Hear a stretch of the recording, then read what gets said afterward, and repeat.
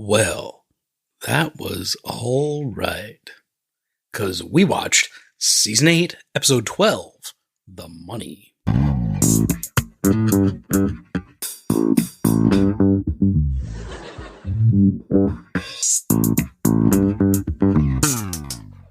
So, Katie. Hello. How did you like The Money? I wrote at some point, this episode feels long. I was going to ask you if it was a double episode. Sadly, no. To be fair, that was right at the end. Like, I wrote one thing after that. But I was kind of looking at my watch. Yeah, I wouldn't say this was one of their better showings. When we finish watching, you go to your computer and you, like, look up the guest stars and the rankings and stuff like that. And I sit on Instagram. And I heard you exclaim multiple times. So what was that about? So there's a few things, which I think we'll get to. Okay. So one of them was the rankings. So this was written by Peter Melman. This was the last episode that Peter Melman got like the sole writing credit for, and all of the... He did write other upcoming Seinfeld episodes, but it was always like with someone as part of a team type thing. So I think this was I guess his swan song, unfortunately. So remind me, I feel like I like his episodes usually. Yeah. Or am I mistaken?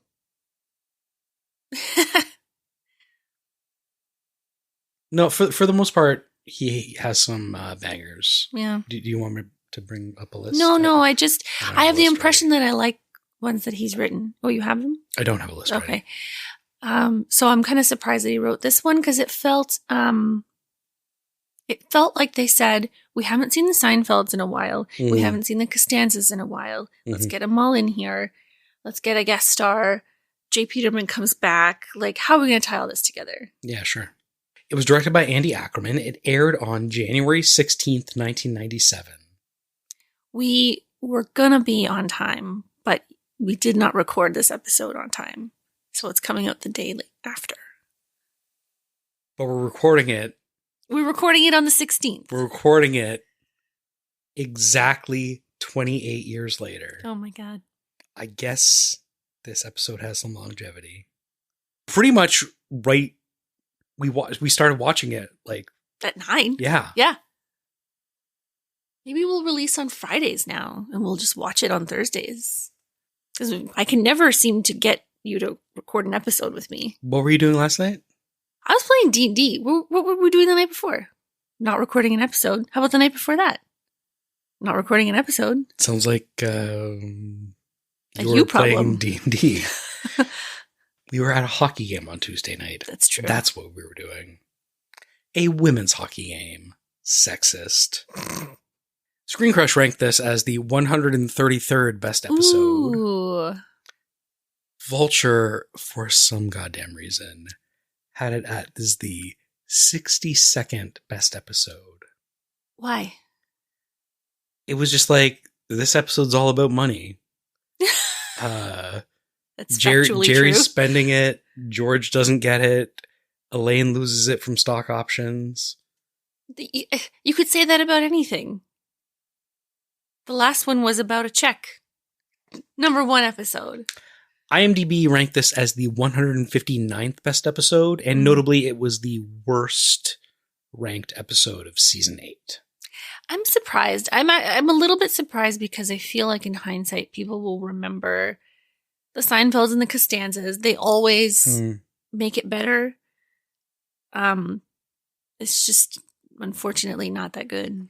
I don't think this is one of the Seinfelds and Costanzas more memorable romps. No. Right? Like you're going to be like, oh, remember that time that George stole all of his dad's clothes and sold them? Or,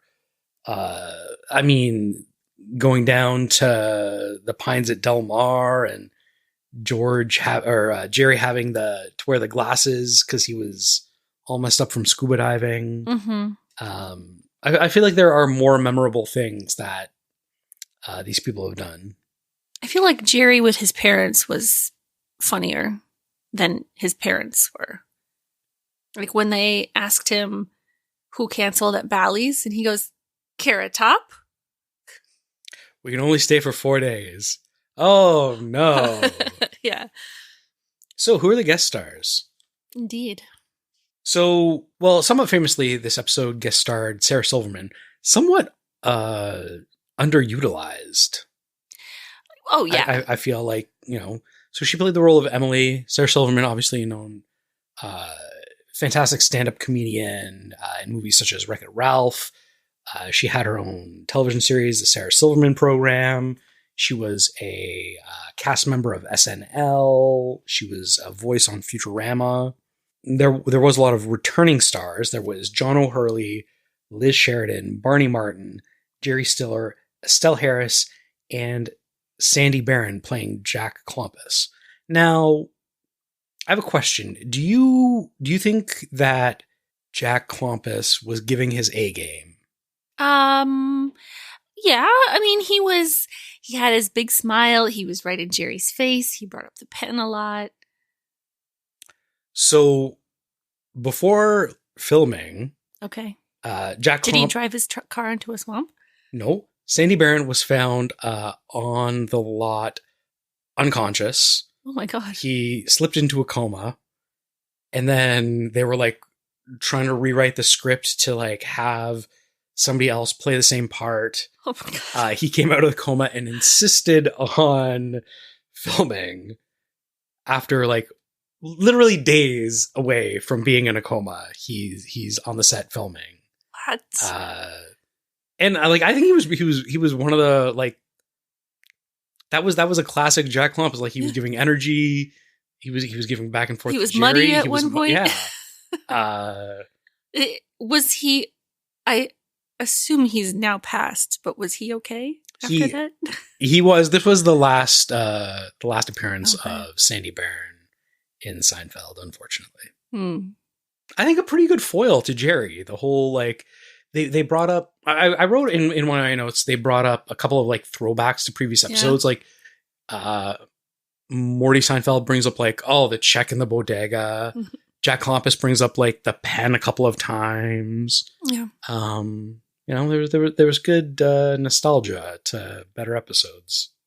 It's interesting that early years Seinfeld, you could kind of slot any episode in anywhere in the first, 6 seasons. Sure, yeah. And then there was the arc of Susan. So there had to be, continuity and, progression of things. Because that was a new, sustained person in the world. And this season kind of feels like maybe you could go back to things not being in order and it didn't matter, except that they are calling back the check and Jay Peterman comes back. Yeah, sure. I mean, the way that I think you needed to write episodic television in the 80s and 90s was you needed to assume your audience was familiar with the characters, but didn't necessarily watch, the previous episodes, right? Like you had to always assume that somebody went out to a hockey game on the night before and didn't catch the episode. So let's throw it back to last week when I asked you if you remembered this episode. It's about elderly people making poor financial decisions. So how'd you do? Fucking nailed it. How old was Sarah Silverman when she recorded this? I was going to look this up. So I did look it up. Okay. And she looked to be about 17. Yeah. She was 27. Good for her. Ageless. I looked at pictures of her recently and ageless beauty. What's her skincare routine? I don't know. Maybe it's rice water. She wet the bed like most of her young life into her 20s. That's weird. She wrote a book about it. Did she? Yeah. Oh. It's called The Bedwetter. Oh. So Morty gets up every morning at 4. He does his exercises. I don't think that thing would have done anything. Why couldn't he use the doorknob on the room he was sleeping in? You didn't want to make noise to wake everybody else up. Why couldn't he close the bathroom door and do it on the inside of the bathroom? There wasn't enough room. Why didn't he use Jerry's doorknob in the hallway? That would make more sense. So here's my thought about the Seinfeld and the Cadillac. You can't give a gift and then have any opinion of it after that. Oh, it's out of your hands. Yeah. Yeah. You have given the gift. Yeah. It is theirs. It's not your concern anymore. To be fair, if Jerry was just like, you've sold your car to someone at a very like undervalued price. Like, so they essentially sold a $22,000 car for $6,000. Yeah. He could be upset about that. Sure, yeah. And like, but he's upset because he bought the car for them. Yeah. He very quickly gets talked up to 14,000 by Jack Klompus. I think he just wants to get out of there. Later in the episode, he does say, I'm basically broke. And Elaine goes, really? He's like, no. Yeah. He's going on. He maxed out his credit card. He did max out his credit card. He bounced a check the week before. At the bodega for $40. $40? What are you buying for $40 at a bodega, first of all? A lot of bacon, egg, and cheese. Although these days, probably like 3 bacon, egg, and cheese. Yeah. George orders a pound of Arabian mocha Java beans. Mm-hmm. Disgusting. Mocha? The 90s were, I feel like, the age of flavored coffee beans. Oh, yeah. I just got like a mental and physical flashback to Java Joe's. Mm. Like, I don't think you could order a coffee that was just coffee. It had to be hazelnut coffee or mocha or something. I was probably a teenager. I was a teenager at the time. I was probably working at a bagel shop at the time when this episode came out. And we always had to have 4 varieties of coffee on offer. And there was always like original roast, dark roast, decaf, and then a like rotating flavor. Ooh. And is it like the Duff beer thing where it all comes from one hopper? Probably. Except for the flavored one, because I remember, we used to have to like change out the flavor every, half hour to keep it fresh or whatever it was. Probably more like 2 hours. But, I was going to say every day, maybe. They had a flavored coffee. So it was like, it wasn't like a cream. Like this was like the bean was flavored as chocolate raspberry. Ugh. And I remember dumping this like carafe of coffee into the sink and it just being revolting in how it smelled.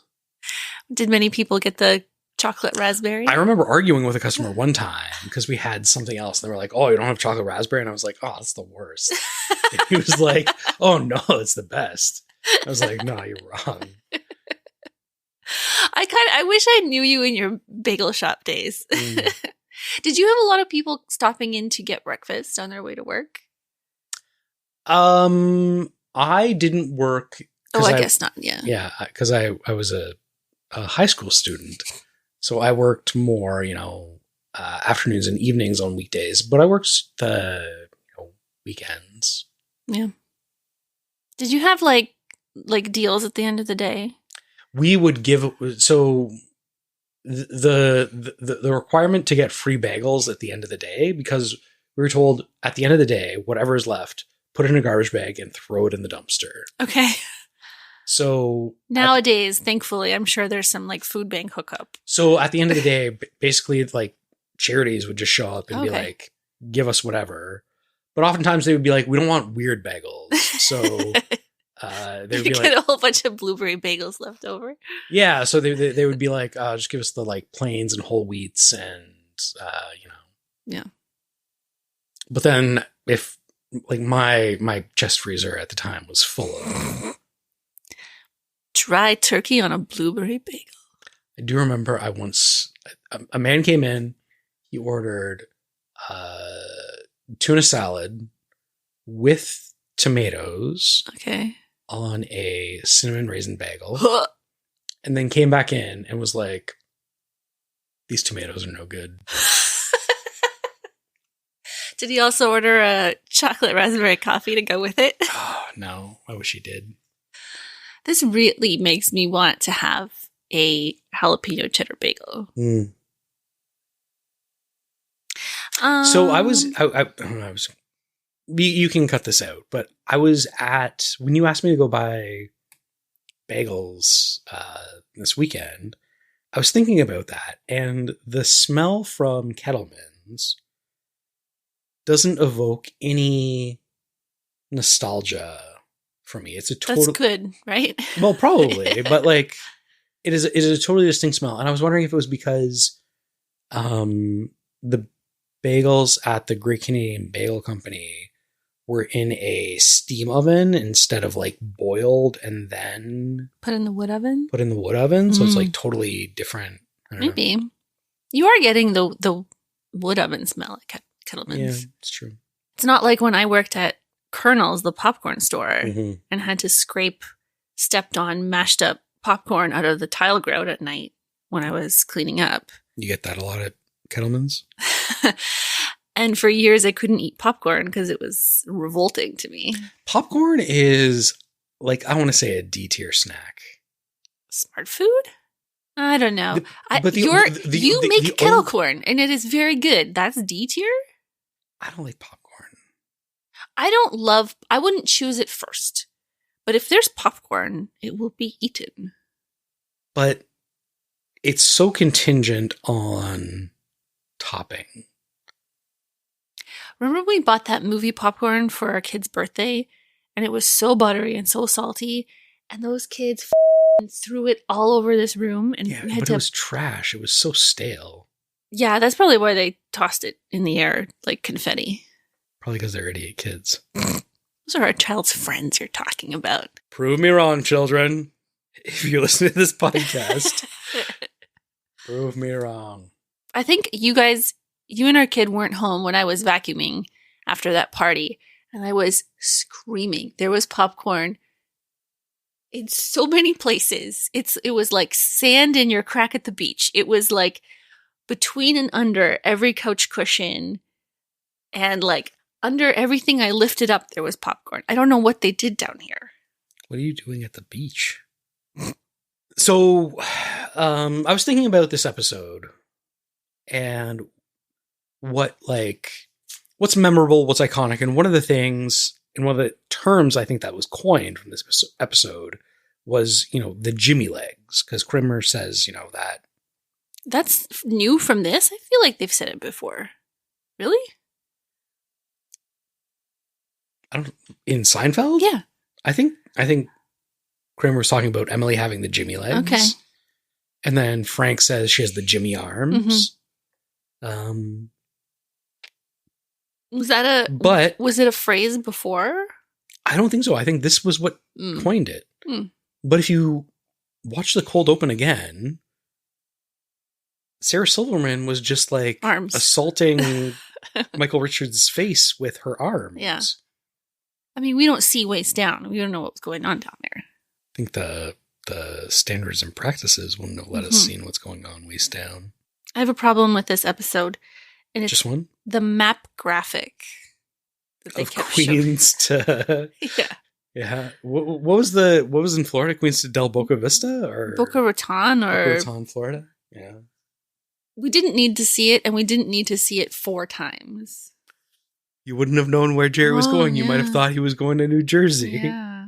I had to laugh when Jack Klompus has driven the Cadillac into the swamp.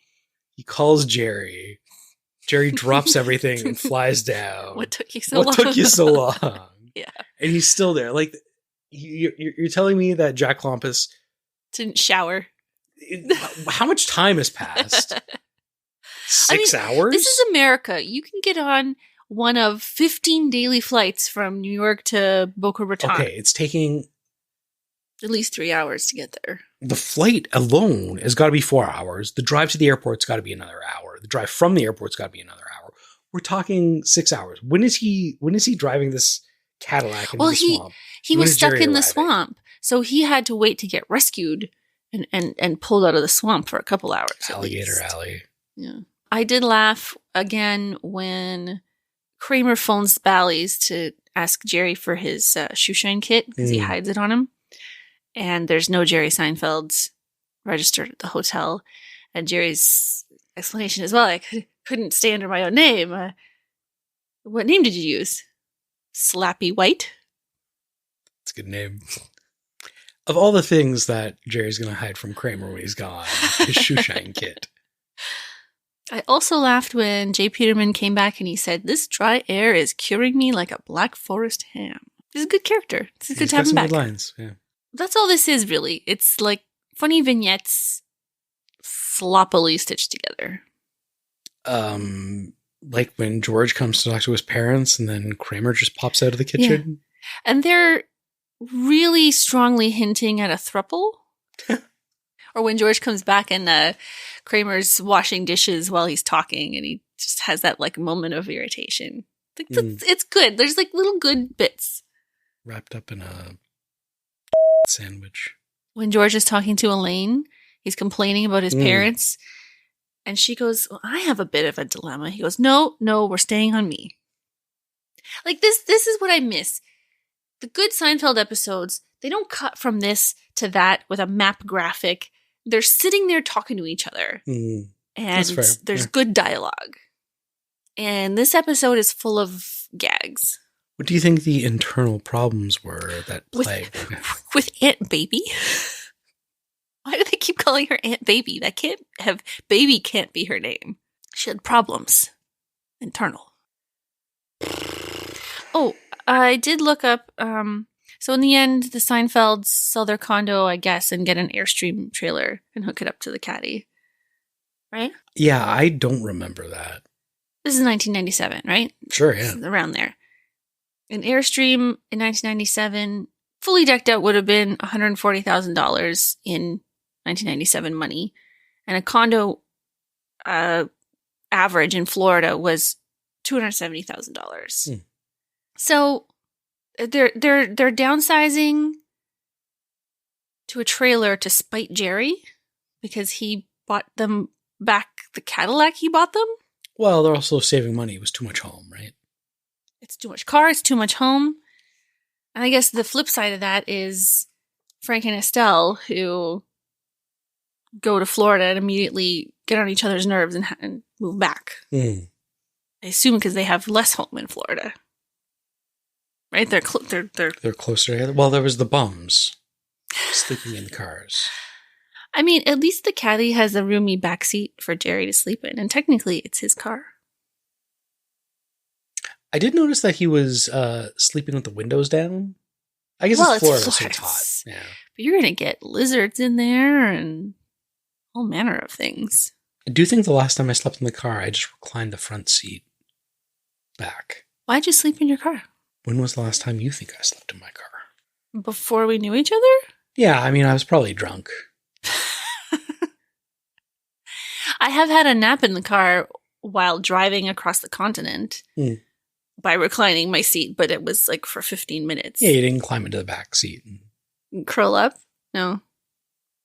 My parents and I were driving somewhere, and we had to take my, I was going to say Cadillac, Cavalier. And so my dad drove, and I'm like, I'm sitting in the front, like I'll sit in the back seat. And I got back there, and I'm like, oh, I've never been back here. And my dad's like, good. So next week we have The Comeback.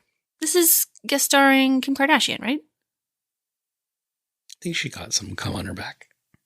What's it about? Well, the jerk store called, and they're running out of you. Can't wait. Hopefully on time this week. Yeah, why is this one late? Goodbye. Bye. Believe it or not, this is our podcast. Please subscribe at the end. If you subscribed, we would be happy. Please subscribe to us. Believe it or not, it's our podcast. Is that a Seinfeld reference?